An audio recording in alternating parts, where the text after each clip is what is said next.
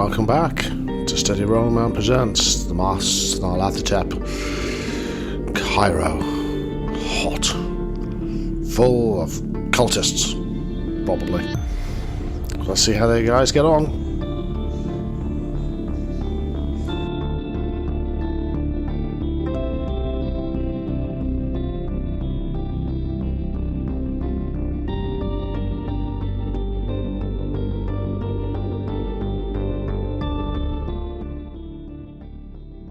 The rooftop terrace of the Hotel Semiramis is bathed in the soft amber light of early morning. The city below is still shaking off sleep. Minarets casting long shadows, street vendors setting up stalls, and the Nile glimmering like a ribbon of molten silver. You are seated at a shaded table beneath a canvas awning. The mosaic-tiled floor cool beneath your feet. A waiter in a crisp white jacket and red sash moves with quiet efficiency, setting down a tray of Turkish coffee, fresh dates, and warm flatbread wrapped in linen. The breakfast is simple but elegant.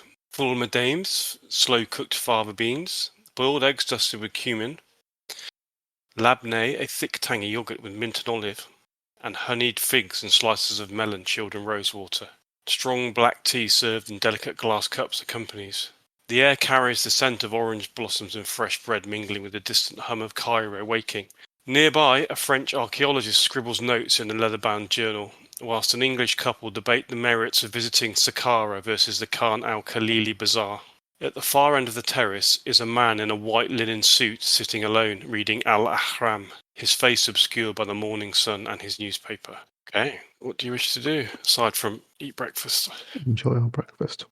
So the man in the white linen suit that I just mentioned bears a stark resemblance to the one that Bert followed the previous day. Does he appear to be paying us any attention? No, he is more or less completely hidden behind his newspaper, and the newspaper doesn't have eye holes in it. Is it an English language newspaper or not? No, it's Al-Ahram, which is an Arabic newspaper. Well, if he's spying on us, he's not doing a very good job of hiding himself, is he? No, I mean, it's quite a popular upmarket hotel. Could be he just really likes the place and Are you we're being mistaken? paranoid. Yeah. Maybe he just spotted us as new people, and that's what he was interested in. Yeah. Anyway, well, let's just keep an eye on him and go about our business. It's not as if we're doing anything untoward at the moment.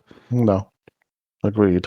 So our order of the day, was it Mr. Vasif we were going to go and see first? Cairo Yes. Bulletin. What was our other choices was find out more about the Clive expedition by seeking out Van Hoevelen. Yes, from what we know of him, though, we might be better to catch him later in the day. Yes. Plus, I think he was due back from a dig today, so perhaps we're more likely to catch him later in the day. Yes. Perhaps that's something for late afternoon, early evening when he may be well-oiled. Right, and we are going to stay away from Al-Shakti for the time being. So, Vasif, it is.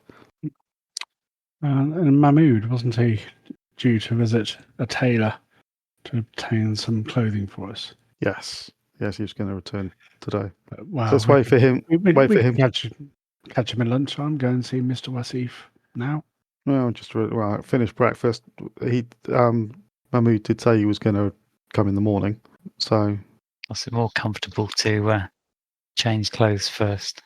indeed. Let's just wait down. Let's go after breakfast. Go wait in our room until Mahmood turns up. We don't need to. If we could ask him to give us directions to the Cairo Bulletin, I don't think he needs to come with us, does he? Or he could guide us and then wait outside. Yeah, that sounds good. Yeah, useful to have someone watching as well, I should imagine. Well, someone who speaks the language. Not sure. I don't know. Depends on how much you want to take him into our confidence. If we say, keep an eye out, we think we're being followed, he might ask why. Or ask for more money. Well, yes. Understandably. Or try and find whoever it is that's following us and ask them for more money. Yeah. Let's keep the circle tight for now and not lead them into Well, he anything seems like a nice untoward. gentleman. Let's not get him dead. Yeah, there is that. Okay, Right. so you're gonna finish your breakfast and then head back to your room, are you? Yeah, whilst eating, keep an eye on the gentleman with the newspaper and see if he does anything untoward. Okay. No, he doesn't. He doesn't do anything untoward, but he remains in place the whole time. No. When we leave, as we get out of sight, wait a second, and one of us should turn around and go back as if we've forgotten something to see whether he's following us or whether he's still in situ. Yeah, so deliberately leave behind a scarf or something. I don't even really need to do that. I mean, just turn around and walk back. Okay, so you're going to go off the roof terrace, and then one of you, who's going to go back? I'll do it. Yeah, you're the best at, well, everything. You're the best at everything. I love you. Okay, but you head back across the terrace. You get to the table and you see the man in the white linen suit is still sitting there, but he's just kind of folding his paper up. It looks like he's making preparations to leave the table. As you approach, he looks up and your eyes lock momentarily. He smirks and then looks away. Okay. Tempted to smirk back, but I will not. I will not react. I will pretend to look at my table as if I'd left something and then head back. Okay. He still remains in his seat. Okay. You all going to head back to your room's on the 5th floor anyway, the top floor, so it's not far from the staircase leading up to the roof terrace. You head across the landing to your room, yeah? Yeah. When we get back to the room, I'll say, I know I said maybe we're just being paranoid, but I don't know. I don't think we are being paranoid. We had a little locked eye moment. Yeah, anyway, there's not much we can do about it. We'll just... Okay, he knows be wise. He knows that we know that they know. He knows that we know. Yeah. But we don't know what he knows that we know. Yes. Well, I think we can just... something. Let's assume for the time being that he is part of the Brotherhood and they know that we're here. So we should be careful. Well, we're being careful anyway. It changes nothing. No, except let's be slightly more careful because they might actually want to murder us immediately. As opposed to later on, like everybody else we meet. Yeah, I mean, they already have reason to know exactly what we're up to. It's not like they're going to be waiting to see what we're doing and how much we know, given what we've done in England. Anyway, right. Firearms and caution in equal amounts. Yeah. You're just touting for the title of the episode there, aren't you? Firearms and caution. Okay, you wait in your room. You don't have to wait very long before a rap, an excited rap even, is heard upon the door. Oh, shall I answer it? You answer it? Okay. You see the animated figure of Mahmood. He bows with a flourish. And behold, as promised, Effendi, your transformation awaits. And he hands over a huge armful of clothes. Step in. We might have to show us whose is whose, Mahmood. Of course, Master. He steps in and you've got a selection of light linen desert robes and keffiyeh, which is the headscarf that we mentioned previously. Mm-hmm. And he's also taken the liberty of buying you some sandals as well. A selection of sandals. Ooh. Alice Mahmood, thank you. I feel, being English, I should wear them with socks. Yeah, Albert eyes the sandals suspiciously. What other footwear is there? Well, I have boots. That is what we wear here. They are perfect for the hot climate. I'll try them. I might grow to love them. Can you run in them? Will they fall off? No, they're buckles. All right, they're buckled sandals. Are you all going to get into your new attire? Yes, Bert does not look pleased about it, but he is putting it on. Is there anything else you would wish me to do today? Yes, we wish to visit the offices of the Cairo Bulletin. Would you be able to guide us there and wait for us whilst we have our meeting? And return us back to the hotel once we're finished? The Cairo Bulletin. Of course, it is a little far, nonetheless. Would we require some form of transportation, or is it walkable? Leave it to me. I will sort. Are you ready to leave? Yeah. Well, once we're changed. I will wait in the lobby. Thank you. Okay, you're going to get dressed. Indeed. So, what are you taking with you then? So, the downside to these clothes is that they don't have much in the way of pockets. I'm going to take my messenger bag with me. Okay, and that's got your gun in it, is it? No, I'm going to have. Is there a? Do we have kind of anything? I'm not going to say cloak-like, but is there a way that I could wear my shoulder holster whilst wearing this outfit? It's quite baggy, but yeah, they're light knitting robes, so you could wear. You could definitely fashion something that. So yeah, I'll do that. Anybody else going armed? I don't think I have a handgun. Take this, but I will hand him my backup pistol, which is a 38 revolver. Okay, thank you. It's brass knuckles or sawn off. Not ideal. I'm still taking the brass knuckles, mind. Yeah, that's fair enough. I'm taking I'm blackjack and a switchblade and the grenades. No, Easy, Tiger. Oh dear. I'm going to go armed. I'm going to go armed as well. I'll put my pistol in my bag, or revolver rather. Right. Okay. I think Howard's going to leave his behind. He hasn't really got anything suitable to carry at him, so that'll be the next order of business. But he'll take a notebook and pen. Okay. If there's a little pocket at the front. I missed that. Did you say you don't have any firearms? No, he has one, but he's going to leave it buried in his trunk in his room. Okay. Until he gets a little bag. Okay. Once you lock your door and you see Mahmood waiting at the top of the staircase, follow me. We have much travelling to do. He sprints down the steps. Follow on behind. Get him to slow down a bit. Okay. He waits in the lobby again for you as you come down the stairs. He heads out the door. He never leaves you behind. He always kind of hangs back, waits for you, and then runs off again. This way. He goes out the front, past the hotel staff, down the steps, and then heads right along the street on which your hotel is on. You're going to follow him, I presume? Oh, yes. Oh, yes. Okay. You find yourself out in the street. It's the weather is warm already. It's not late yet. In fact, we haven't even gone past the hour of 10, but you can feel the warmth already. He beckons for you to go. He heads around a corner, around the side of the hotel. He says, "Follow me. I know the best way to get there. A shortcut." Lead on. Okay. He runs down the side of the hotel, crosses the road, and then he stands there with his hands on his hips, waiting for you to catch up.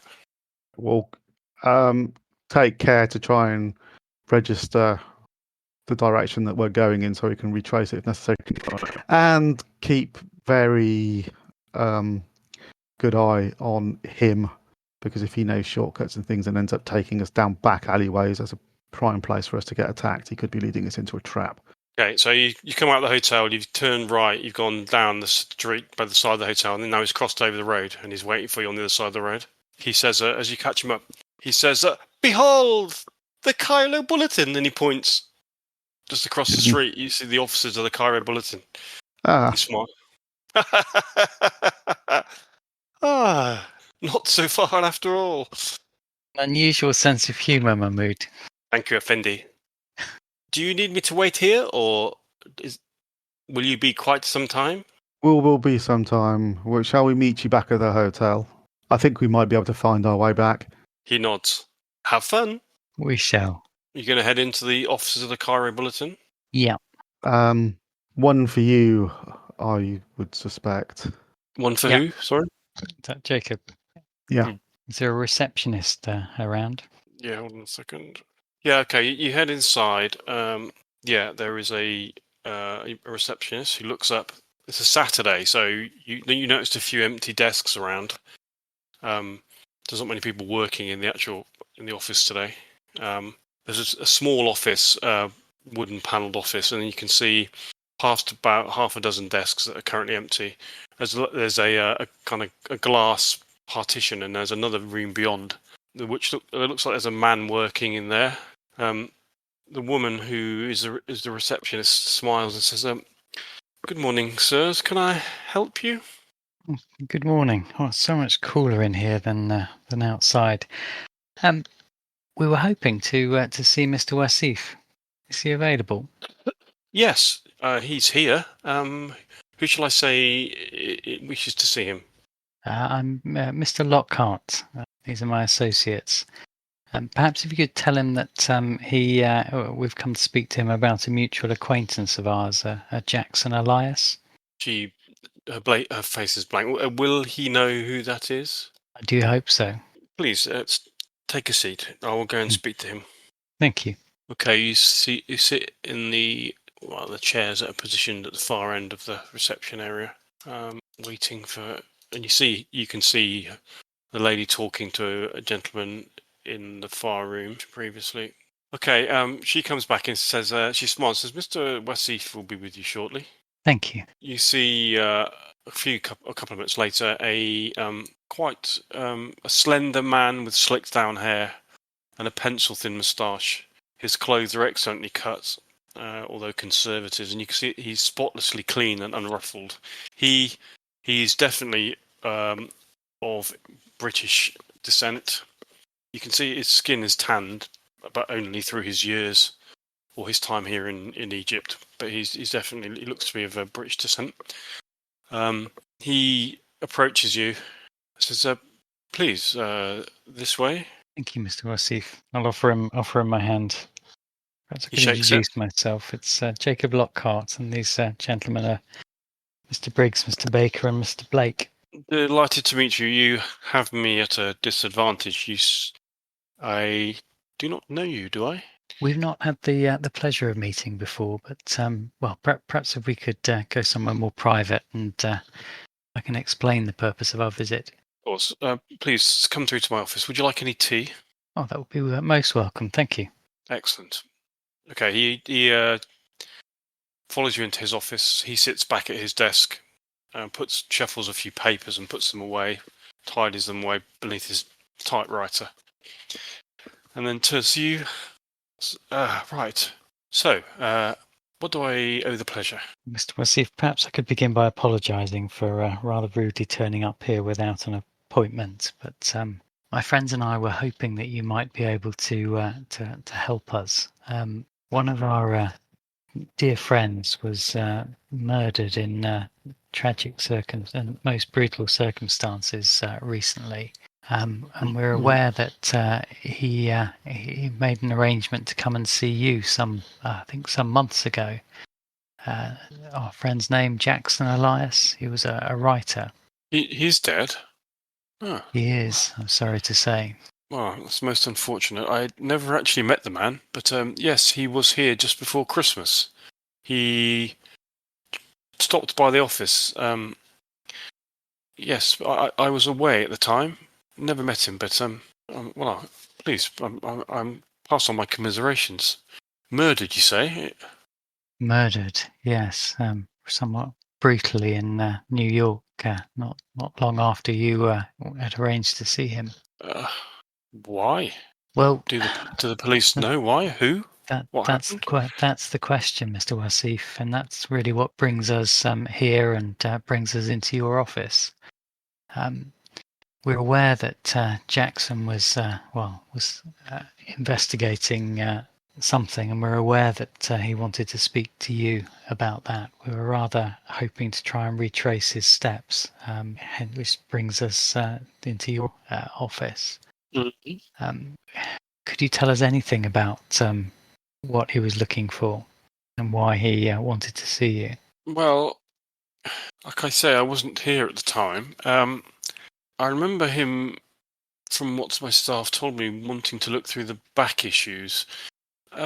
He was particularly interested in all that Carlisle caper that happened back in 19, if you remember. As to why, I have no idea. other than that, I do not really know. As I say, I never actually got to speak to the man. Funnily enough, I did have a call from Dr. Kafur at the Egyptian Museum shortly after. Apparently, he had arranged to meet, or arranged a second meeting with Dr. Kafur, but left and never actually turned up to that meeting. Have you spoken to Dr. Kafur? We have, thank you. Yes, yesterday. It was very helpful. So Jackson wanted to look through back issues of your publication to find out about the Carlisle expedition. So it wasn't you he was coming to see, is that right? No, not specifically me. No, really just what my newspaper, the information it held, as my understanding. I mean, I must say, it did strike me as rather odd at the time. All this Carlisle stuff is all old news, really. It's all about Tut these days. Yes, so we hear. Seems to be very popular. Yes, but no. Well, I don't wish to be rude, but I am obviously very sorry for Mr. Elias's demise. But I don't really see how I can really be much more of assistance to you. Well, perhaps, Mr. Wasif, it may be nothing. We may trouble you for nothing more than an opportunity to complete what Jackson was seeking to do, which was to explore the back issues of your publication. Could we do that? Yeah, of course. I mean, do you think that there's some connection then between what he was doing here and his death? Well, who knows? As I say, we're trying to retrace his steps to get a better idea of what led him to his brutal demise. And it may be that this doesn't assist at all, but well, other than perhaps ruling it out as a line of inquiry. I see. Is there somewhere we could perhaps look through the back issues on the premises? Here I am. I'm at a loose end today. I'm happy to help you. It'll be a lot quicker and easier for you if I assist. Let's just go through to the archives. He gestures towards another door at the back of his office. I'll follow him. Do I get the impression that he's being open and honest with us? Yeah, you don't get any other impression. Okay. Yep. Okay, you're going to follow him? Yeah. Yeah. Okay. Mm-hmm. Yep. Okay, heading to the back office, which is full almost to the point where it's actually impossible, hard to get in the room with 5 people of filing cabinets. But they are surprisingly orderly. He says, 1919, here we go. Carlisle. So is it anything particular you're looking for, or just generally, they weren't here that long? Right. I think in that case, anything that whether the expedition was reported on. Okay. Whilst I have a look, what you mentioned that you're a friend of his. All of you, are you connected to the police in some way, or is this we were. Is this an unofficial investigation? This is well, we wish to. It's unofficial, but we fear that it might be connected to an expedition we were all on years ago. But that was a great bonding moment for us all, and we couldn't leave his death uninvestigated. And you'll appreciate that the police back home don't have much of a reach or a jurisdiction over out here. Yes, I know that all too well. Okay, let me have a look.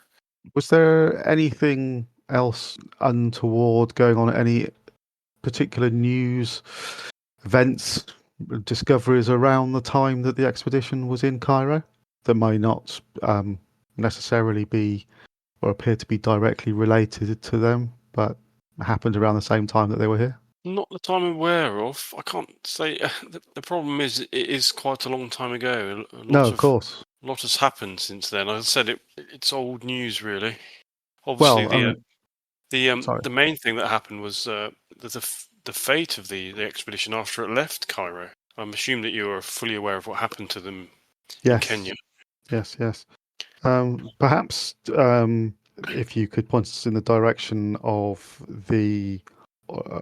your archives for the period whilst they were in Cairo, shortly before and shortly afterwards as well, then we could look through them and not take up too much of your time.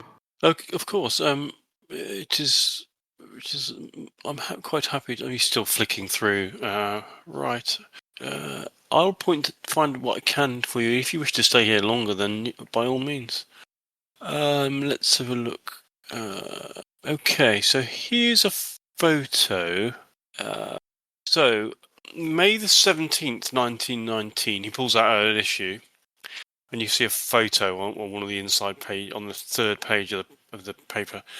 There's a photograph of Sir Aubrey, Roger Carlyle, Miss Masters, and Dr. Houston emerging from a dinner in their honour at the Turf Club. Now, this is just 2 days after their arrival in Cairo.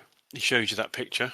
You see that Carlyle is blonde and handsome, Houston greying and studious, Sir Aubrey is tall and distinguished, and Miss Masters is blonde and beautifully gowned. There's another rough-looking man in a fedora and a tight tuxedo who lurks in the background, as well as what looks to be an African-looking woman. Off to one side is a tall, bearded man in a smart tuxedo smoking a pipe. Does it say who all the individuals are, or just the? It just names the expedition. So Sir Aubrey Penhew, Roger Carlyle, Hypatia Masters, and Dr. Robert Houston. Yes, do you know who these other people are in the photo?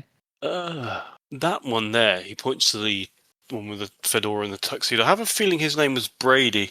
I think he was security for the expedition. And that gentleman there, he points at the man with the tux carrying the pipe. A Frenchman. Carlyle's agent here helped organise the expedition. Bassart, I think his name was. Yes, Warren Bassart, that's it. Yeah. Did he travel with them, or is he still in Cairo? That's a good question. I don't know. I honestly don't know the answer to that. No. No, I don't think he was an archaeologist. He was somebody who was what we would call a fixer. Sorted all the arrangements that were needed for the expedition. But funnily enough, I don't know what became of him. Not heard his name since. But he was quite a high-profile individual at the time. But yeah, so I don't know. I can't give you any more information on him, I'm afraid. As far as the other one goes, I've never seen her before. I guess she's maybe one of the expedition diggers, maybe. I can't help you with that. Right, let's see what else we've got. Okay, I've just put a picture onto Roll20 to show you the 5 individuals of the Carlisle expedition. So hopefully you can see that. Yep. So, okay, so you spend the next kind of half an hour or so with Nigel Wassif searching through the relevant back issues of the bulletin, picking out bits and pieces to kind of piece together what he's got, or what the paper ran with during the time that the Carlisle expedition were here. So bits of data in the society and news sections of the bulletin weave a single story. The expedition arrived in Cairo in May of 1919, avowedly to survey for and excavate sites linked with the Third Dynasty, a shadowy period in Egyptian history. After investigations near Giza, work shifted to a site at Saqqara and then Dashur. Since these specific digs seemed unrelated to known Third Dynasty locations, speculation was rife about the expedition's secret purpose. Later, rumours are mentioned concerning gossip that Carlisle had made an astonishing find. Then, in July of 1919, the expedition suddenly embarked for Mombasa, ostensibly on holiday. Other articles highlight that Roger Carlyle was said to have fallen ill around this time.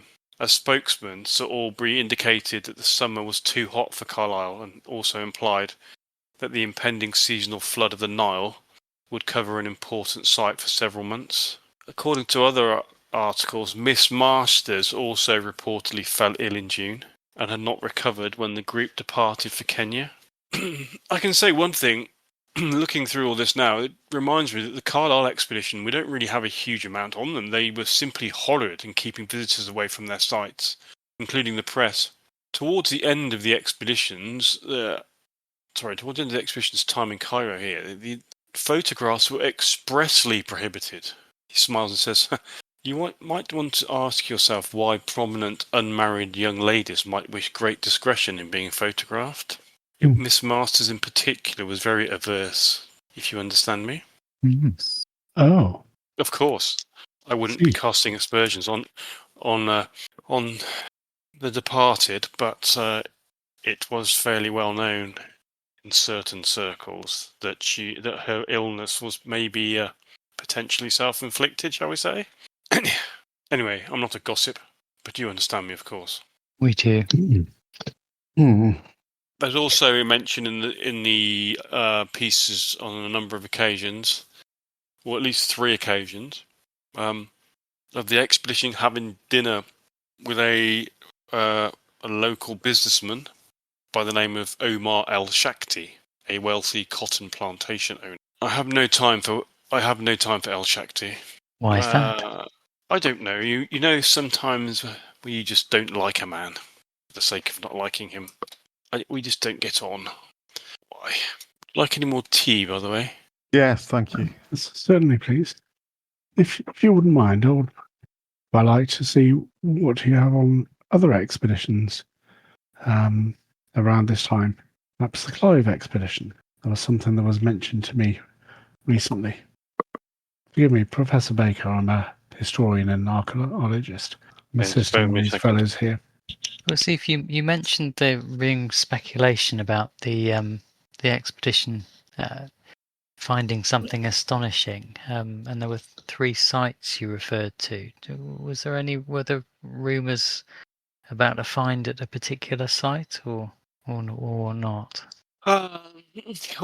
You really are testing my memory now. I think from what I remember, the site at Darshur is the one that most people get excited about. I have a feeling that was the one that they spent more time there than anywhere else, and it was immediately after. Well, actually, from what I remember, the story at the time was that the expedition or the dig hadn't actually finished when they just suddenly upped sticks and left. That was why the story was going around about them needing a holiday, which seemed a bit odd. So if you're asking me if I think that is true, then it would fit with the odd behaviour. But as to why they left here and travelled to Kenya, I have no idea. Very strange. Yes. I'm just having a look to see whether we have anything else. But it appears that their dislike of the press, especially towards the end of their stay here, was actually quite prohibitive. No, I'm afraid I don't have much else here. You mentioned that they had a meeting with Al Shakti. Is there anything? I mean, we have heard that he is a man of influence in Cairo. Is there much in the way of news articles related to him? Is he somebody that tends to garner that kind of attention? No, he is very much keeping himself to himself. He does not like attention of any nature, let alone press attention.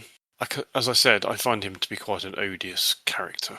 It sounds very much like you've had personal experience of him, which, given that you said that he dislikes attention from the press, I'm surprised that your paths have crossed.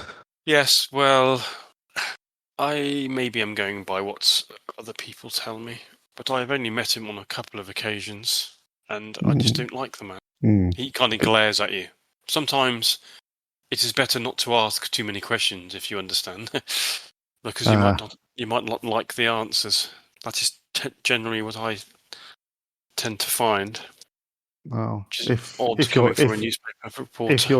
your intention is to warn us off, Mr. Al Shakti, then it is well taken. I mean, he is somebody that perhaps we would have liked to have spoken to, given his meeting with the expedition.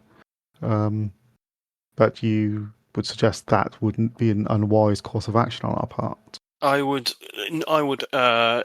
counsel caution in engaging with Mr. El-Shakti on any level. Any meeting or any transaction of any nature that you have with him will be purely on his terms and for his benefit. There are, how can I put this? There are portions of society here in Cairo that still very much resent Western influence here, and tend towards more ancient customs and more barbaric practices. Mr. Al-Shakti is, how can I put this, more traditional, and I feel bears a grudge towards those that he sees as invaders of his homeland. Does he have a reach long enough or word to reach him that we might be investigating him? He is somebody who has a lot of influence and also a lot of money. There are many in the city who work for him. He has eyes in many places. I do not wish to over exaggerate, but I would suggest that you do not do anything that could potentially make an enemy of him. No, of course. Thank you for your candour. You're most welcome. My colleague mentioned the Clive expedition. They're active currently. Is there anything you could tell us about them? Well, obviously the big news is their mummy going missing. But Wait, any what? insights into that? Did we know this? Oh, yes. Yes, we did. Well, how does the mummy go missing? Well, that's a very good question. It was stolen from their dig site at Giza. The police are looking into it. But that is, as far as the actual Clive expedition goes, they are, from what I understand, one of a score of expeditions up and down the Nile that are currently digging. So there's nothing particularly unusual about them, all the individuals. But that incident in itself is odd. I'm sure there would be plenty of competition between various expeditions. You would have thought if they'd have found something as valuable as a mummy, they'd have kept it under wraps. Will you just... He laughs at your joke. Really? Too much. I'll just check my pockets for my brass knuckles. If you can't Very find good. them, I'll lend you some. He smiles and says, yes, very good. Yes, we can only hope that the police recover the mummy. I do not know how from the reports, the sarcophagus itself was also stolen, which would have weighed several tons. It seems odd. The two Egyptian policemen that were guarding the mummy within the pyramid have also vanished. But these are odd times in Cairo, with the fines, the recent fines. Mr. Carter has kicked off a craze that you are probably fully aware of, and with the British handing back control to the Egyptians, these are odd times. There is much chagrin on the streets. There are those who think that we have handed back too much. The Egyptians think that we have not handed back enough. The Egyptians believe that we are stealing all of their ancient artifacts. There is violence.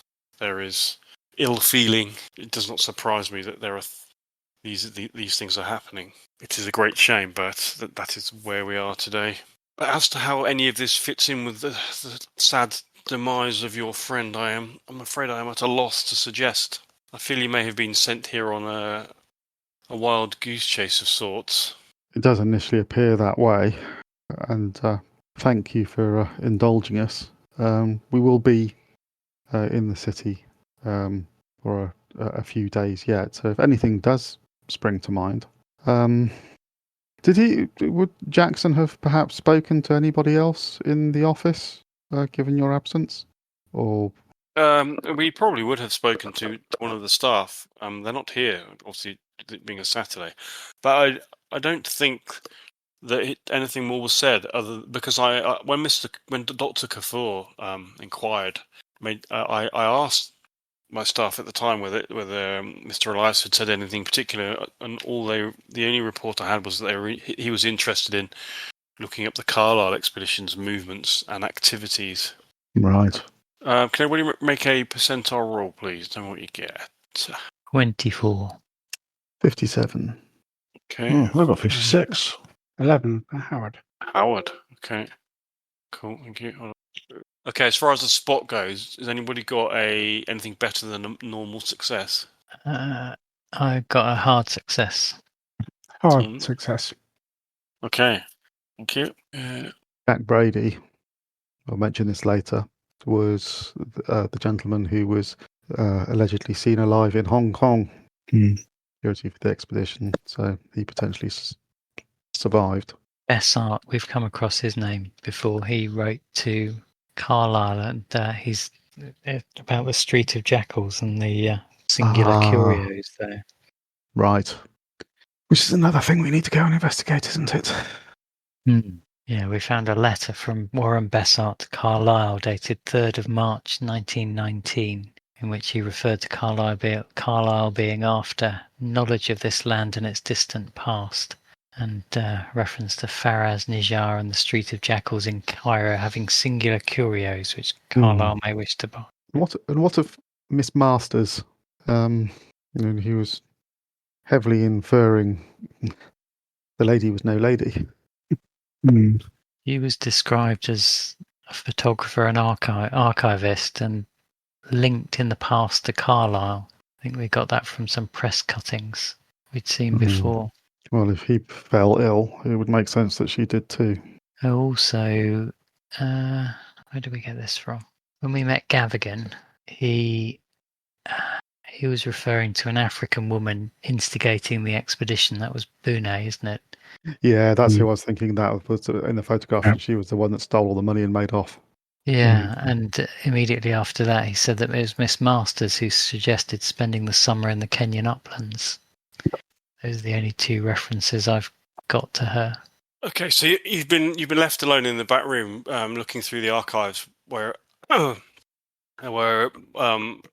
Wasif has gone to get some more tea, and Jacob, your mention of the name Faraz Najar, you suddenly you're looking through you got all the back issues, you're kind of flicking through them all that Wasif's got out, and you suddenly come across this article, which I have just posted on Discord. Shall I read that? Yes. So this is from the Cairo Bulletin, 19th of March 1919. A mysterious fire in the old city. In the early hours of this morning, the shop of a local antiquities dealer, Mr. Faraj Nijar, succumbed to a blazing inferno that destroyed the premises entirely. Fortunately, thanks to the prompt actions of local residents, the fire was contained and did not spread to the surrounding buildings. One dreads to think of the conflagration that would have followed if it had. There are several reports from superstitious residents that Nijar's business was destroyed by a flaming demon in retribution for unspecified misdeeds.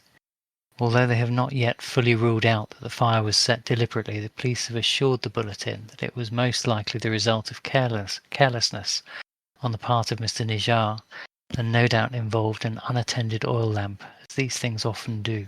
Wow. Well, I think we'll find that these things often involve via fire vampires. Yes. And the items that you obtained from Gavigan will have been those used to try to summon one. Okay. I wonder if he survived the fire. Here you go. Some more tea here. So, have you found anything else? Pete, as you said, as we said earlier, please feel free to stay as long as you wish. That's fascinating stories you have here. Yes, if I may, I'd be most grateful to look through your archives a little further. Of course. I must get back to my work, but yes, feel free. Thank you for your hospitality, Mr. Wasif, and for your time. We're very grateful. Think nothing of it at all. Please, if you need anything from me whatsoever, just ask. We will, but I hope we won't trouble you further. We'll perhaps we'll make our own way out once we've finished reading some of these back issues. And thank you again. If I could just ask you to place them back in the position you got them from, if that's okay. Of Of course. course. Thank you. I am rather precious about my archives.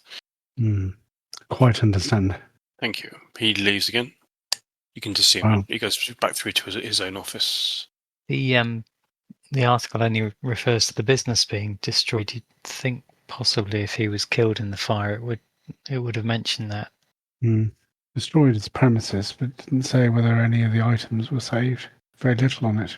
And where that coincides with so that's March 1919. That's when the Carlisle expedition was in town, wasn't it? Didn't they leave in about June? Just before. So they were investigating, digging at Giza in May 1919. Yeah, that's when they arrived, May 1919. Mm. They actually arrived started... on May the 15th, 1919 was the date that the Carlisle expedition, because that photo that you got on your hands shows them at the Turf Club 2 days after their arrival on the 17th of May 1919. Pardon? We're on our own. Yes. Yeah, okay. So, Douglas, you mentioned, but you shut him down, that we know what happened to the Carlisle expedition. You've been on this journey longer than me. What did happen to them? Our expedition, ultimately, the story is that they were set upon by a tribe and murdered, and their bodies were left in the wilds to be eaten by animals. After they went to Africa from here. Yeah, it's in Kenya. So do we know who was in Kenya? Yes, we have a list. I mean, those in the article, Jack Brady was supposed to be dead, but he has been spotted since, suggesting perhaps that they weren't all killed, or indeed, given the state of the bodies when they were found, we don't have any evidence that they actually are dead. So there is a possibility that they may be held captive, maybe they fake their own deaths, maybe they are dead. But certainly what happened out there is more complicated than the initial report suggested. Is there any mention of this Warren Bessart in Kenya? I don't know. I mean, as I say, Bessart might still be in Cairo, potentially. I would have to check my notes to know whether he was on the expedition. I'm not sure. He wasn't mentioned. We've seen various press cuttings about the expedition naming those involved, and Bessart's name I don't think came up. Yeah, obviously, I only know from hanging around with you fellas, but it just twigged to me when the fella mentioned it. You've never mentioned anything like Warren before. No, I don't think so. Let me just flick through my notebook and see whether I can find a reference to him. If he was a fixer based here, then he may not have been that useful to them in Mombasa. Or he may have stayed here. But it might be useful to us. Yes, most definitely. I think someone we should try and seek out. Yeah. The suggestion is that the Carlisle murders may have been performed by the cult of the Bloody Tongue. But if he was investigating them, or indeed part of them, why would they kill him? And do we get the impression the sudden departure for Kenya coincided or followed hard on the heels of this mysterious discovery? They found something which led them to go to Kenya. Exactly. Is that the Mombasa that you mentioned? Yes. Is that in Kenya, is it? All right. Just reading notes. Just a thought, gentlemen. How's your Latin? This is going to shock you, Howard. My Latin's not that good. Your pig Latin might be quite good, but... Yeah. Still Greek to me. Yeah. My South is not bad. My South is not bad. Reference. Auspice Dio. As God is my guide under the protection of God. Thank you. Mr. Wafsif's typing. Very elegant little typing. Resembles the insignia of the Order of St. Michael and St. George. So maybe not just a common or garden reporter. I think he's a certain person within the British authorities here. It seems to be similar to the sort of pin that would be bestowed upon diplomats or colonial officials, Are or you suggesting he's a spy? indeed a spy. Must be a appalling spy to be wearing something that could be identified so That easily. says, "I am a spy." Yes. Yes. But yeah, so maybe a little less common journalist than we thought, but someone within the former or colonial authorities here. Well, it wouldn't be surprising. It would be useful, certainly. well. What is a better way to gather hide in information. plain sight and gather information than to be a journalist who's actually in the employ of the government? So it's just an interesting thing that I noticed. So Well, if that is the case, then we can perhaps look forward to some wider attention if myself and Jacob are hadn't thought of that. being Don't worry. actively. But who knows? If he's a spook, fine. If he's a copper, not happy. I won't take that personally, but just shrugs. Well, your assessment was very astute there, Bert. If you still think you're a copper, Douglas, that's fine. Dig sites. Did everyone take names of all the dig sites? Because unfortunately, I missed them on the notes in the order. Yeah, there was three. Giza, then Saqqara, and Dashur. Okay, could you maybe say it one at a time so I don't actually... What did you say? Yeah. I think it was Saqqara. I'm not sure what that was. Saqqara is Sakkara, or you can spell it with a double Q, but it doesn't really matter. Saqqara, Giza, Saqqara, and Dashur. Dashur, yeah, Dahshur. And that's the one that they seem to have success at and abandoned. Yeah, it was in that order: Giza, Saqqara, then Dashur, and there was rumours of an astonishing find at Dashur. Oh, there may be a requirement for us to go there, perhaps, and see what they were looking at. How far's that? I don't know. Oh, I thought that'd be right up your street, Howard. Yes, well, I've been there before. Oh, have you? Yes, some time ago, though. And? It was not part of the Carlisle expedition. That was where I had that encounter. The one with the mummy. So, that is a location where we can assume just for context, just so that because you're in a newspaper office, so there's going to be maps and stuff around anyway.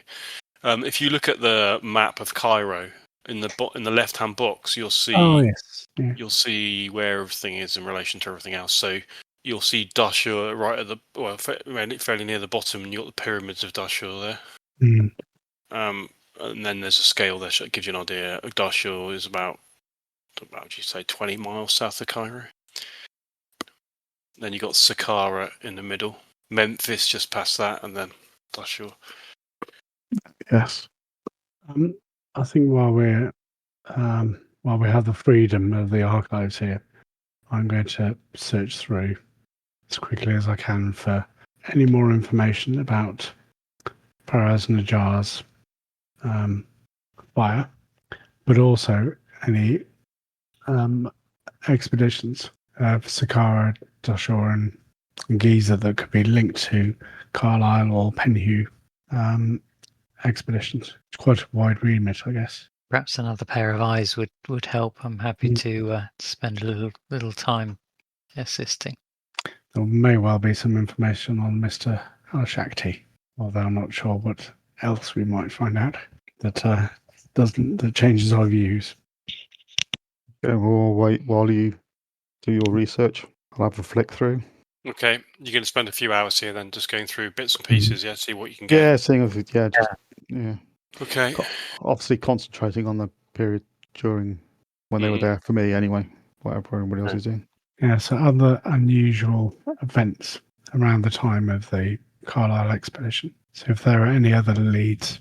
And possibly just have a look at some of the more recent editions, see if there's anything more about the Clive expedition. Okay. You spend the next hour and a half or so doing a thorough search of the back issues of the bulletin. Unfortunately, you don't really pick up. You don't really get anything else that you haven't already been told, or anything that. I mean, there's lots of things that are going on, as you can imagine. There are lots and lots of articles about digs here and digs there, but to actually link anything to that feels like it would actually have any kind of relevance is difficult. You do find the articles around the Clive expedition's theft, though.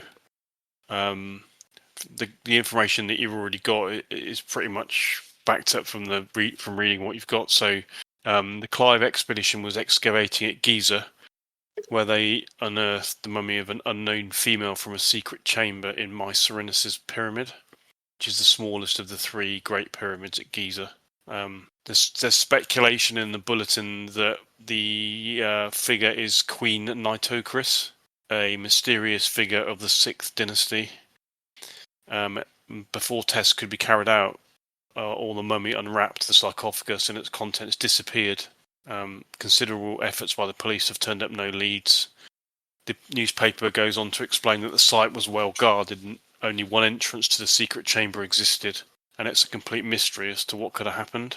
There's also mention of a Dutch archaeologist by the name of Jan Willem van Hoevelen, who's fired allegedly for being a drunkard. So there's a small article on that by the Clive expedition.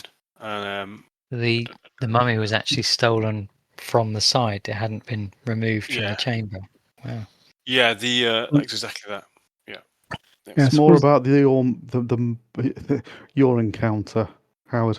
Well, there was an expedition to Darshura prior, as I said, prior to the Carlisle one, when Sir Aubrey was a good acquaintance of mine, and we were looking through ruins there.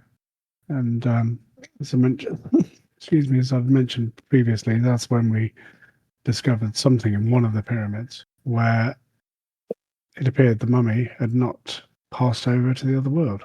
I can't quite explain it, but it said his arm reached out, grabbed hold of mine, and left me with this scar, this burn that I've not been able to explain or treat or heal. And what of the mummy? You say it moved. It collapsed back into the sort of sarcophagus and didn't move again. No, I'm just wondering if that mummy was animated, maybe this mummy wasn't stolen, maybe it made off on its own. With the sarcophagus.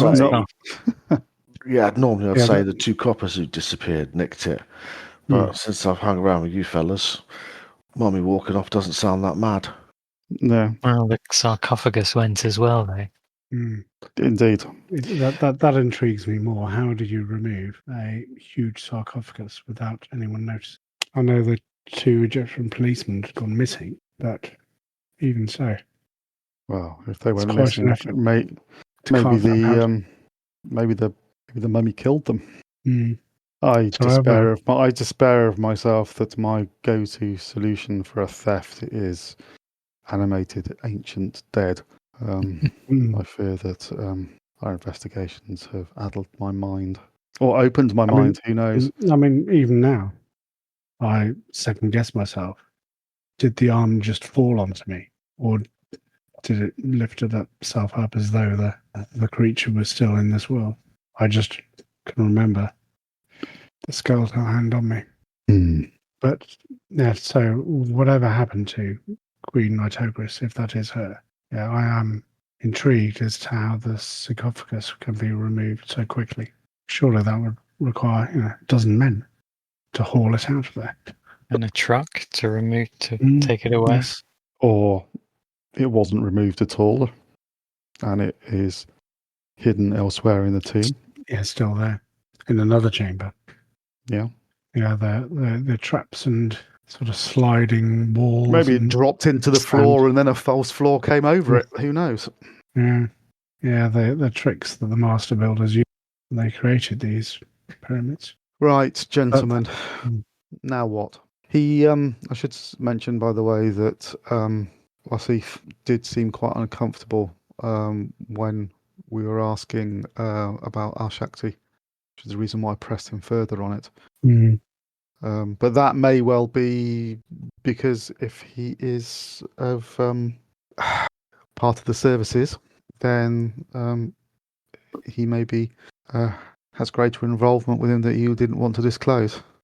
Yeah, is Al-Shakti part of a revolutionary movement? So we're thinking as criminal boss, interest in the occult, but maybe there's a... Well, they're not mutually exclusive, are they? Yeah, And maybe he's mundane. This is his path to riches and glory. maybe he just wants to bring Cairo back under the control of the the Brotherhood. Yeah. We should leave. Basilisk is approaching. How are you gentlemen getting on? You've been here a fair while. Have you found anything of interest?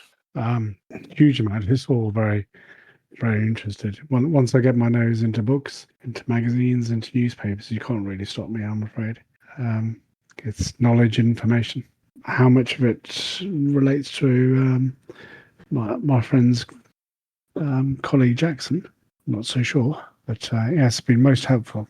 Thank you again. I'm sorry that we couldn't help any further in relation to Mr. Elias. But as I said before, you're welcome anytime. If you need anything from me at all, please, you know where to find me. Yes, thank you. That'll be most helpful. And where are you staying? Where are you staying, by the way? Howard starts coughing. The Hotel Semiramis. Semiramis. Yes. Just round the corner. That's marvellous. Okay, Mr. Worth, is there any way we could help you or repay your kindness? Oh no, nonsense. No. It's just I have done nothing. You just read my newspaper like everybody else. No, I am at your service. Speaking of service, I couldn't help but notice your rather fine typing. Oh yes, yeah. An old gift from a friend in London. You know how we English love our pageantry. Yes, of course. It's quite an unusual thing to see out here. It is amongst one of those things that reminds me of home. I haven't been back to good old Blighty for more than 10 years now. My, yes, it seems like the sort of thing I would have seen with worn by colleagues of mine at Scotland Yard, or maybe even the Secret Service Bureau back when I was liaising with them during the war. Yeah, his eyes kind of flick around nervously, and he's like, "Yes, well," pushes you back into his office, closes the door. I did not realise that you were from that type of background. Please do not speak too loudly around here. Like I said, a friend gave it to me. Would that be a personal friend, a work colleague? Potentially both. Right. Look, I have a feeling that you're not telling me everything. Well, I feel that perhaps the feeling is mutual. But please do not take my interest as being ill intent. We may well be able to help each other. I did indeed. I was a police officer in Scotland Yard, and during the war, I did work directly with the bureau, monitoring potential German sympathisers. So the type-in obviously piqued my interest. Now, of course, absolutely no desire to disrupt your work if you are actively engaged in the service of the Crown. But we wouldn't want to cut across your investigations or make life difficult for you. But we could perhaps assist, given that we are here. I am not. I'm no longer in the employ of the Crown. I do occasionally assist on a ad hoc basis, if you get my meaning. Would you have assisted in any way related to the matters that we are investigating? Has that piqued the interest of the government? I'm reticent to say this, but since you have called me, it is only Al Shakti that I am worried about. He He is a member of, or even the head of an organisation here that we have been watching for some time that seems to have had a resurgence over the past decade or so. It is a cult. And I have a feeling... The Brotherhood of the Black Pharaoh, perhaps? Exactly that. And it was that name that Mr. Elias came with to the newspaper. Mm. But please, mark my words, Al Shakti is a dangerous man. I would be lying if I did not say I fear the Brotherhood. They are everywhere. And are the powers that be who you've reported back to also aware of the Brotherhood and their activities? Yes, they are, but as you can imagine, with the current political situation here, it is difficult. Al Shakti is a well-respected and successful Egyptian businessman. Well, on this, in which case there is something that I should probably tell you, should you feel the need to report back to London, that we have been asking questions. Our names may be flagged up as people of interest because in our investigations we encountered the Brotherhood in London.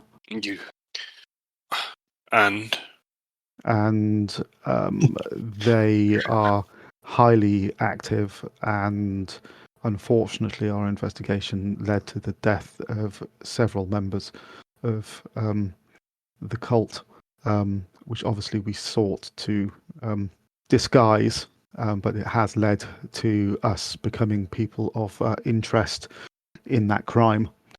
So I'm sure you can... I'm sorry to say that I had a feeling I'd seen your face before somewhere. The attire threw me off the trail, but now I realise you have been in the newspapers. Yes. That incident in Walton-on-Naze. Yes, that was a centre of activity for the Brotherhood of the Black Pharaoh in Britain, and we disrupted their activities. If you could pass that information on to those that you speak to in London, and perhaps assure them that we are not persons of interest in that event, we would perhaps, and they should perhaps, focus their investigations on related Egyptians and the connections of those who were found deceased at that location. That may serve their purpose more fruitfully. And he seems a little bit taken aback by this. Firstly, I'm glad that you've told me. If I had during my next contact, I would have. Yes, well, it would not have gone well. But now sorry, carry on. I should also warn you that my previous experience tells me that there may even be levels of infiltration of the Brotherhood within government and law enforcement.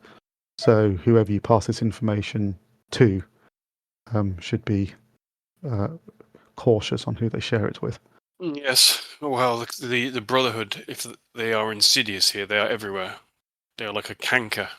I fully expect them to be the same wherever they are. You have followed them here for what reason? We have followed them initially or in their various manifestations, from New York to London to here. We fear that their spread has become global, and that they are seeking to expand their influence.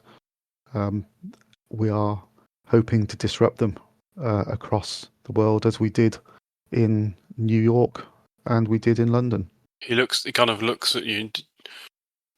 Just the four of you. You must. Are there more? There were. You think it'd be better with an army? I just know how connected, and I know how potent the Black Pharaoh are here. If they have spread abroad, also, then I do not wish to talk down to you, but I do not think you understand the level of organisation you're dealing with. This is their home. Yes, we have already lost good friends to them in horrendous circumstances, and I'm not purely referring to Jackson Elias. He started us on this path. when we first started investigating his death, we were unaware of the scale of the enterprise. Would we have undertaken it, just the four of us, had we known what was involved? Actually, probably. But that is probably foolish of us. But we find ourselves in this situation, and there is no way other than forward. We know too much now to forget it and let them proceed as if we had never known. And we know we're in the viper's nest, as it were, and your discretion would be most welcome. I'm in awe of you and your courage. I do not have the appetite or the wherewithal to tackle the Black Pharaoh, Brotherhood of the Black Pharaoh. But what I will do for you is I will make sure that I try and smooth out any issues that may be coming from London. Do you have any contacts in the police back in London, Scotland Yard, that I can reference or speak to? Do you know anybody? What was the name of that inspector that Anybody that I can trust? We can trust. We're dealing with? Yes, I'm looking for his name. Barringer, something like that. Barrington? I didn't go. I think it was Barrington. Barrington. Hmm. Oh yes, Inspector Barrington. Wasn't he in charge of the case, the Walton case? And he, Yes. if I can trust him, we can trust him. Of anybody, yes. Unfortunately, anybody that I could have referred you to is no longer with us. Well, I'm glad that we've had this little chat, but please be careful. And it goes without saying that the information that you now know about me is enough to have me killed. Well, we both share that gift upon each other. So we trust you, you trust us. We have a common enemy, and hopefully we will be able to help each other. But be careful who you speak to. I'm sure I don't have to. I was just about to say the same to you. But listen, if you do need anything, and I mean, if you are really in dire need, then I'm here. Thank you. I put my hand out to shake his hand. He shakes your hand and says, Auspice Dio. Smiles. Yeah, nil desperandum. Good day, gentlemen. Good day. It was a pleasure making your acquaintance. Day indeed. Thank you. Okay, you head back out into the streets of Cairo. Okay, where or Angle's what? Web, Bert. Yeah, Angle's potentially Web. valuable contact. Well, if he's involved in the Secret Services, that is definitely of value, more so than standard law enforcement. So may help take the heat off us somewhat. Well, I would hope so. Well, certainly, information is currency for them, and guarding secrets important above all else. So, gentlemen, where to now? Should we take a trip Dutchman? to? Well, yeah, it's probably getting around that time, isn't it? I was wondering whether we might. Yeah, it is lunchtime now. Yeah. Maybe it would be worth going and visiting the site of the fire to see whether his name escapes me. Faraj Nijal. Yes, whether he still resides there, whether he has rebuilt his property. We could perhaps ask the neighbours if he is still around. Should we should we ask Mahmoud to begin with? He's got a great deal of local knowledge. Yes. Okay, so you're going to head back to the hotel? Spot of lunch. Okay. So our linen-suited friend. There's no sign of him when you go into the. But in the employ of Mr. Archacti, do we think? Okay, you find yourself. You're now back in the lobby of the Hotel Semiramis, and then you head up to the roof terrace for lunch. Yeah, there's no sign of your suited friend. Okay, so I just cut across you then, Howard. Yes, I was just saying to the others, the linen-suited gentleman. We'd previously thought that he may well work for the Brotherhood, but directly from Mr. Al-Shakti, who certainly seems to be the spider at the centre of the web. Okay, what's the plan then? We were going to. Well, no, I was proposing going to find out a little bit more about the shop. Okay, so you're gonna have a bit of lunch, then head down to the lobby to see whether you can catch Mahmoud again. Yeah. Yes. Yeah. Okay. Okay, you see Mahmood standing in the doorway of the hotel, speaking to some other dragoman. When he sees you, he quickly disengages himself from his colleagues and almost runs across the lobby. Ah, good afternoon, gentlemen. Are you suitably nourished? Yes, thank you. Very good. All right. Did we have lunch? I think we did we not? Oh, Yeah, you super. did, yeah. If in doubt, What- we're eating. Yes. What is your wish for this afternoon? Perhaps a trip to the old quarter, and specifically the Street of the Jackals. But it may be a wasted journey if you know that area and could answer us a question or two. Blimey. Several years ago, there was a shop there, but unfortunately it burned down. The name of the owner was a Faraz Najar. Does that mean anything to you? You see the smile kind of falter momentarily on his face, and he kind of hesitates. He leans in, kind of conspiratorially, lowering his voice. Falaz Najar. Yes, I know of him, Effendi. Why?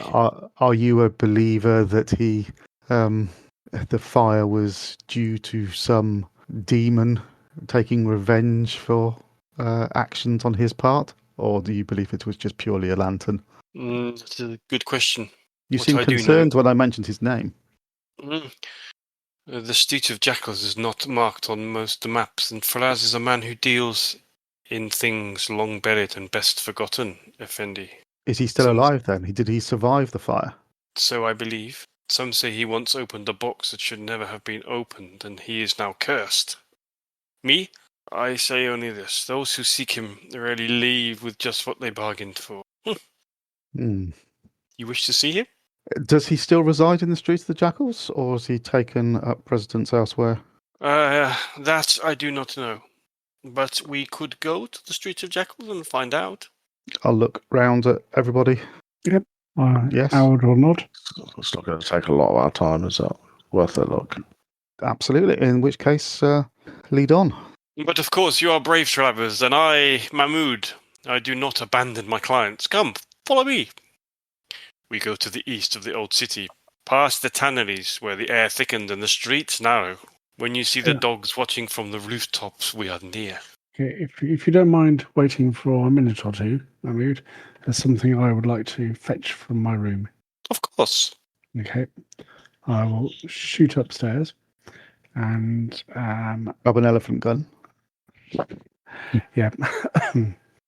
I will grab my little rucksack and place my gun inside, but also the scepter of Nyambi that I will try to place inside my Egyptian garb. Okay. There's any way to you can do that. Tuck it into your yeah, belt. into the belt inside. Okay. Rightio. By the time you set off, the afternoon is dragging on. You all going, by the way? Yes. Yeah. As the sun lows behind the rooftops of Cairo, the light in the narrow streets of the old city grows more dim and coppery. The usual din of merchants and children fades as your path winds deeper into ancient alleys. A part of the city older than memory where stone walls lean close and whispers travel farther than footsteps. Mahmood, your dragoman, slows as you turn a final crooked corner. He raises his hand as though to warn you. The Street of Jackals, he says quietly, his voice almost lost beneath the breeze. Then, as his eyes fall on the ruined shop ahead, his expression darkens. La hawla wa la quwwata illa billah. Before you lies the burned-out husk of what was once Faraz Najar's antiquities shop. The building is long collapsed, a tangle of scorched beams and crumbling brick, half swallowed by creeping weeds and wind-blown filth. Blackened stone walls sag inward, their edges still bearing the long-faded kiss of fire. The smell of char and dust clings faintly to the place, even after all these years. A warped fragment of the shop sign lies amidst the rubble. F. Najar, Antiquities and Curios. Its letters brittle with fire damage, its edges curled like dead leaves. The nearby stalls are silent. Windows are shuttered. A single old man watches you from a shadowed stoop, puffing slowly on a hookah. Mahmood looks at you. He looks back at the shop. It is not good. In what way? It does not feel good here. No. Looking around, is there any... Is that usual, Mahmood, for a site like this to remain like this rather than be taken over by some other shopkeeper? It is not usual at all, Effendi. Shops are at a premium. I have never seen this before. I will speak to him. I will speak to the man. He gestures towards the man who's looking down on you. He walks up to the and looks up at him. Kefi no sekiliki ya hawa binalata wala haliyawan shatana le gena hatmin yahab. The man says, "We soto sabi sadik alafalit nizulmen nasama kanu azamin rabina." He comes back to you and says, "It came in the night, not a man, not a beast, a fire demon with wings of fire and the scream of an Ifrit. It fell from the sky like judgment." He takes a step back and you see him is offering a prayer. Mahmood, he goes back up to the man. Hawa bina falas naja ya tita pada. He comes back to you, says, Falas Najar lives. He's now on the Street of Potters. He has a shop there. Would you take us there? Yes, of course. Follow me. Perhaps we should leave this place. Looking at the state of the place, is it completely burnt out? I mean, would there be any use in us having a poke through? No, you don't think so. It's totally burnt. It's totally burnt out, and anything that would have been of use, after Long the gone. years have gone past. Yeah. It is literally just a burnt shell. Okay. Righty-ho. Yes, the mention of the Ifrit is quite concerning. Well, yes. But does reinforce our theory. So you want to follow Mahmood to the Street of Potters? Suggest Najar may have crossed someone or uncovered something he shouldn't. Yeah. I think it could be to do with that pair of scepters. Maybe he had them. Right, you head to the northeast part of the old city. Okay, presently, you come up on the Street of Potters, which is a lot more. It's a vibrant street with many merchants hawking their wares. Mahmood leads you up the street. In the midst of a dozen pottery shops, you see a door and a window clearly marked Faraz Najar in English with an Arabic version above it, and Magasin des Antiquities in French. Several stories of tenements tower above. There's basically a small shop. Mahmood says, "Here is Najar's shop. I will wait outside. Be careful." Gonna go in? Yeah. Who wants to take lead on this? Are we going to ask him about the Carlisle expedition? Yes, and what he sold them. He's obviously aware of the true nature of the things that he's working with, or if he wasn't, he does now, given what happened. So he can probably be fairly upfront about it to him. Yeah, I'd be interested to see how scared he is of perhaps passing on information.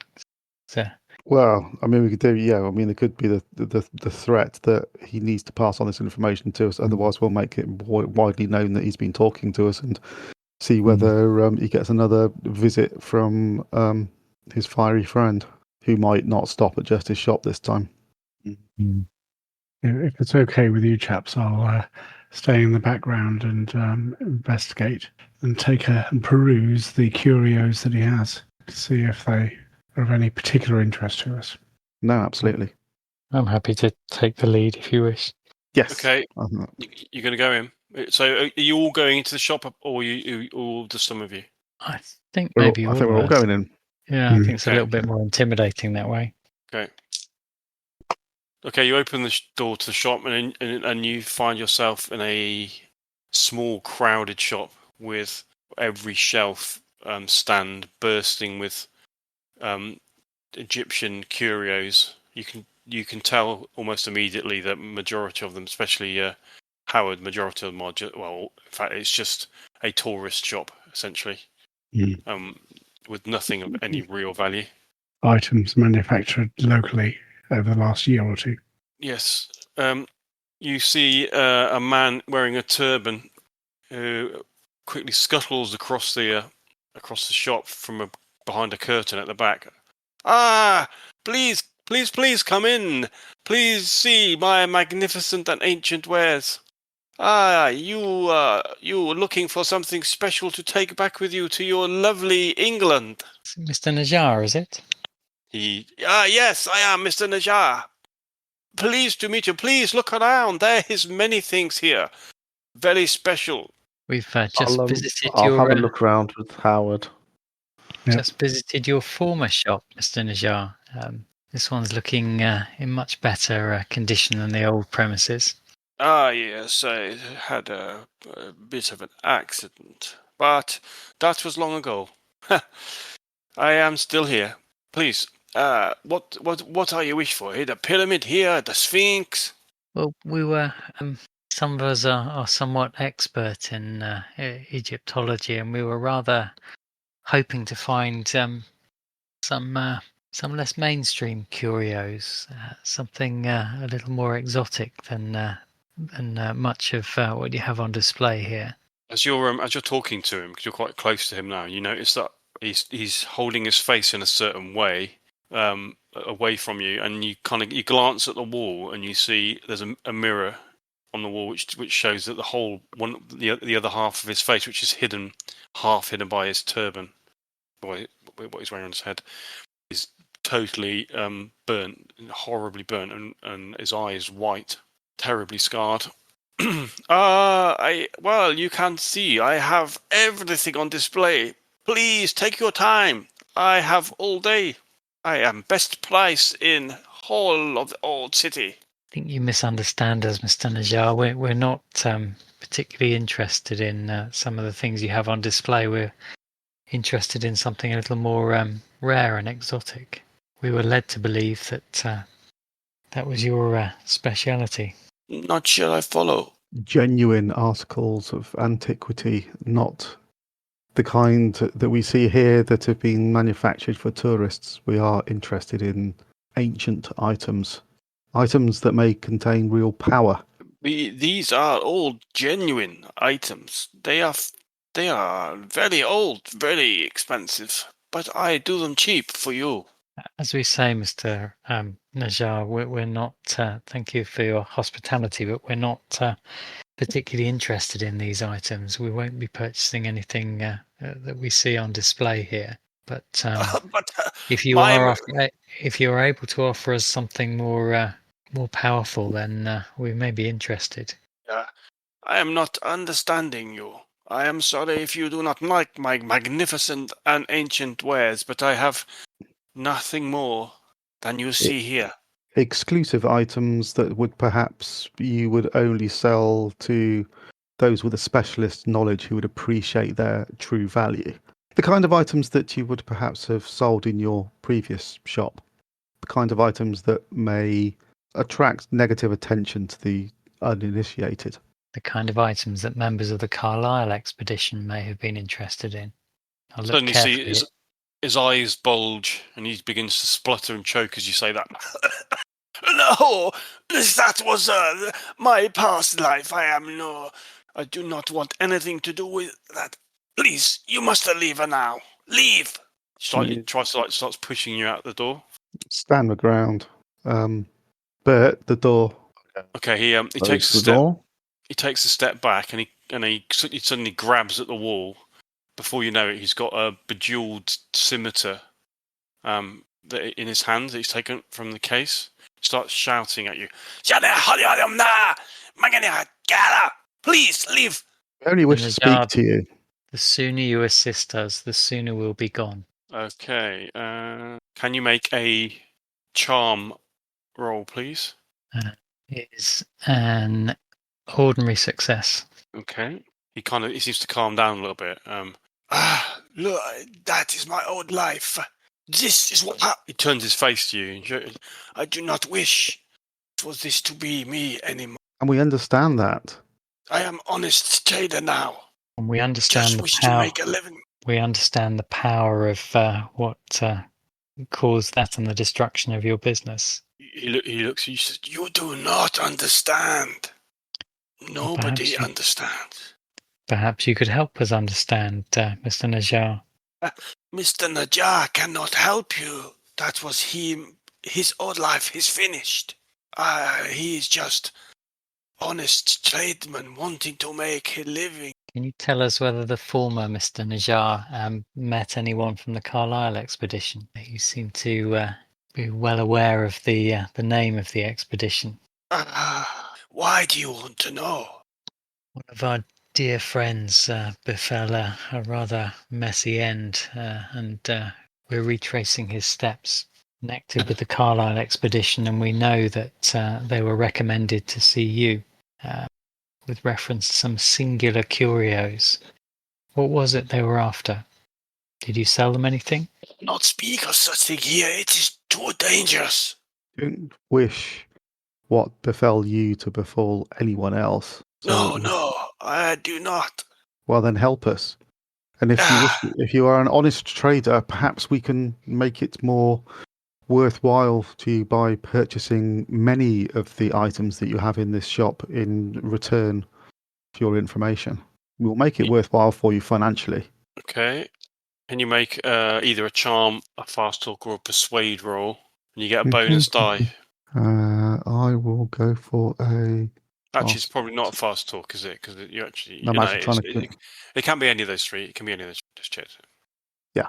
All right. Well, I'll... In order to make it a fast talk, I don't mean it. I'm not going to give him any money. Yeah, well, that's a success. And then let's just see what I can get. Nah. Okay, that's a regular success. Says, the mention of money seems to calm him a little bit further. I wish you help, but I am frightened. I cannot talk here, but meet me at the Al Hussein Mosque at sundown. It is safe there. Allah will protect me, and I will tell you everything. Very well. We will see you then. Yes. Nabiga. Anyo. We'll see you soon, Mr. Najjar. Allah Yamini. Okay, you exit through the door. That's back outside. So somebody who got in too deep, do we think? Sounds like it, definitely. He's trying to make a bit of money and then got his fingers burnt. A few things more. Indeed. What do you think, Jacob? I'm struggling to see the connection with the Carlisle expedition, but in terms of the chronology. But yeah, I agree. I mean, he's certainly very scared of something. Well, do you think that the timeline doesn't match? So the fire was in... The fire was March, and the Carlisle expedition arrived in May. In May. So it can't have been, related to the Carlisle expedition, but Bessart was aware of this place prior to that. Bessart's letter to Carlisle was March, 3rd of March, 2019. That was the letter that ties in. Sent to Carlisle telling him about Najjar. Maybe Al-Shakti intercepted it or was also aware and put a stop to it. But we're guessing. I mean, he may tell us when we speak to him later. Yeah, he may tell us. I'm just trying to think through a little beforehand. But no, that's very true. I mean, I hadn't actually twigged with the timeline that the fire predates Carlisle's arrival, which means somebody else did it. Doesn't mean it's not connected to the arrival, but it happened before they got here, so it wasn't as a result of their arrival or a meeting. No. In which case, why did he react so badly to the mention of the Carlisle expedition? Or maybe he was, when his shop was destroyed, he was warned off. But let's just say, for the sake of argument, it was Al-Shakti, that he must not give any assistance or any information or objects to the Carlisle expedition. It would just be warned off, maybe. Seems like a very extreme way. Sorry, go on, but... Or he was fully dabbling with the artifacts that he got. He's just completely got out of control. You mean he summoned something? But he summoned something, and he's scared now. So his mantra, he just kept on saying it.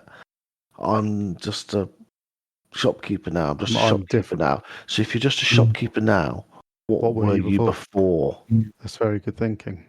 Mm. And if he was dabbling and he summoned that creature Yeah, without being able to control it, that would explain what happened. yeah. Yes. Because That's where my head's at. that's Mhm. two separate spells, isn't it? A little Yes. knowledge is a dangerous thing. Whereas if you remember back at Warren Hall, there's a long and involved ritual in order to control and contain the fire vampire, the Efreet. Yes. Some of the texts that we have do mention ways of summoning them, but I've yet to ascertain the exact detail of how to do that. I think I'd like to learn how to control them first. Just a bit. Yes. It can't be that long until sundown, can it? No, it's only going to be about an hour and a half. Well, I don't think there's anything else we're going to do until we meet up with him, is there?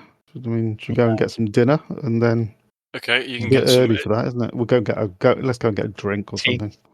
Yeah, Yes. a drink and some street food in the old, some traditional Egyptian food. Okay, so you're gonna keep Mahmood with you, I presume. Yes.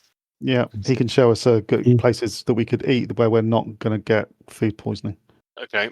Yeah, and then you're gonna head off, and then you're gonna ask him where the mosque is. The Can you mosque remember? is, I think we Which- passed it on the way, didn't we, from Street of Jackal? Mhm. There's something. Well, I saw the minaret. I wonder if it's if it's the same one. I didn't catch the name of it. Did anybody else?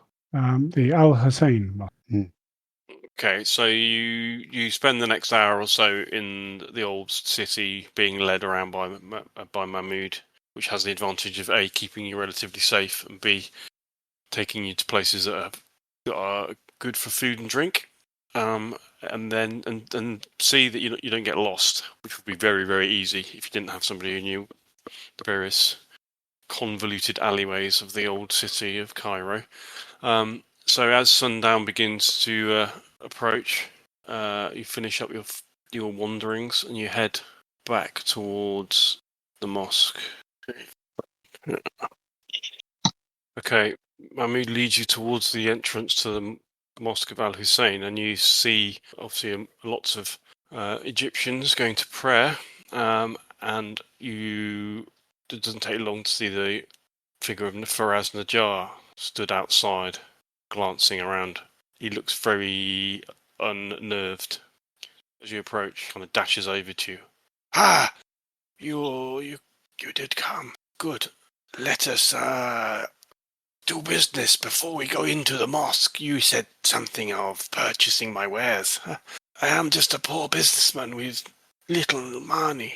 Right. I think, Mr. Najjar, the transaction was conditional upon you being of use to us, but we can assure you if we find you useful, you'll benefit financially.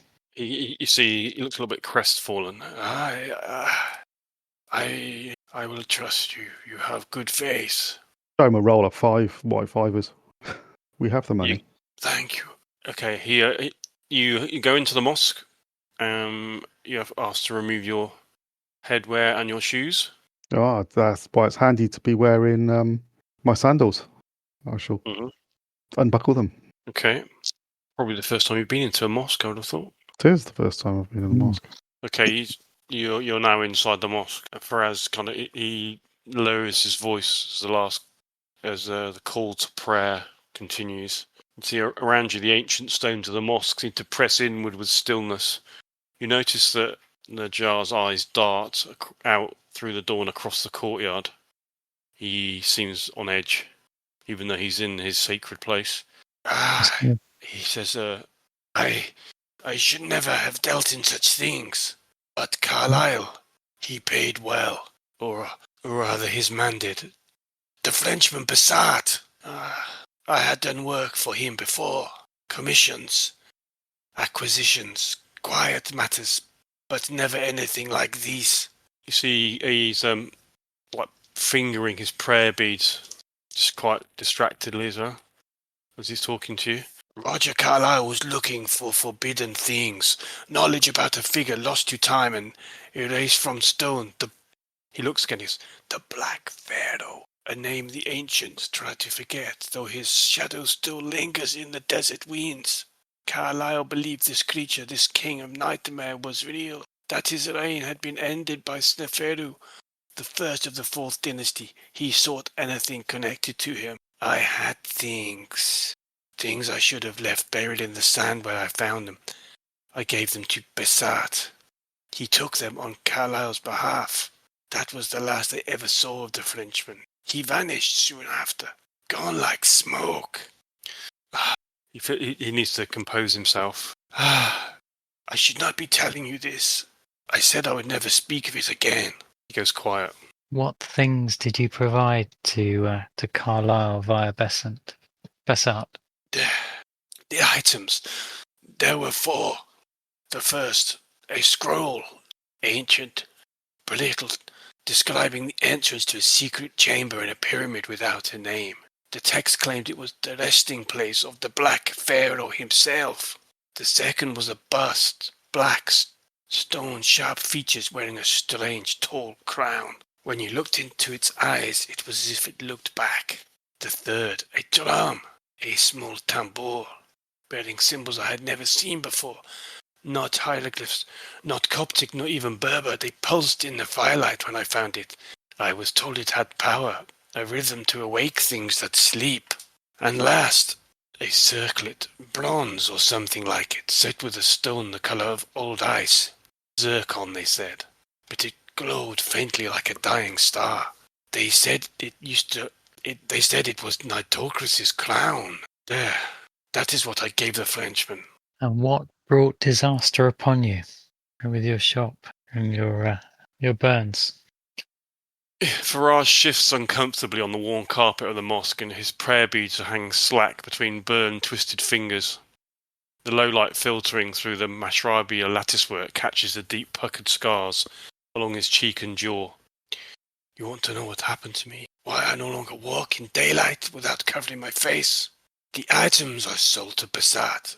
I stole them from the home of a man, a powerful man. Do not wish to name him. He lives like a respectable landowner, guards and servants, and tea in the afternoon. But below the surface he is darkness. He is more than a man of business. He is the high priest of the Brotherhood.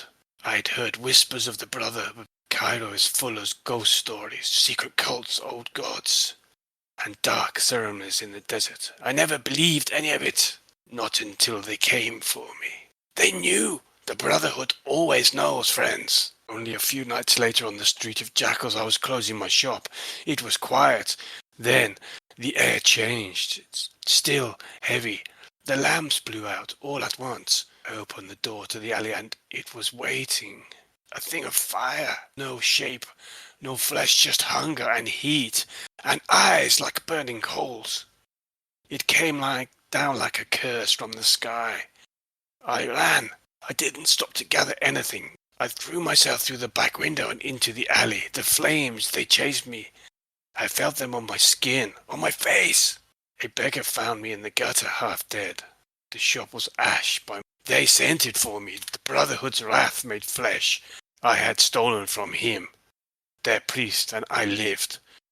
But others may not be so lucky. I cannot say more. I think that is enough. But look at the others. Is there anything more that we wish to know? No. Mr. Najjar, Shake my head. we needn't trouble you further. Yeah, he grabs you by the arm and he says, he pulls you close to him, Jacob. And there's one more thing. I stay away from such things these days, but I hear rumours that the Brotherhood have taken something from the Clive expedition's dig at Giza. A mummy, spirited away in the night. I've heard whispers that the Brotherhood now watches the mosque of Ibn Tulun, as well as they seek something hidden there. Though I do not know what, but I know this. Whatever they want, it is not meant for men. Thank you, Mr. Najjar. You've been most helpful. I think we can take our leave of you now, and rest assured we will be discreet. None of what you've told us will go any further. He nods. I'll fumble in my robe and pull out some money, press it into his hand. Takes it from me. Thank you. You are kind. He manages a smile and then returns to his prayers. You going to head out? Yeah, if it doesn't appear impolite for us to get up and walk out mid. No, people Prayer. are.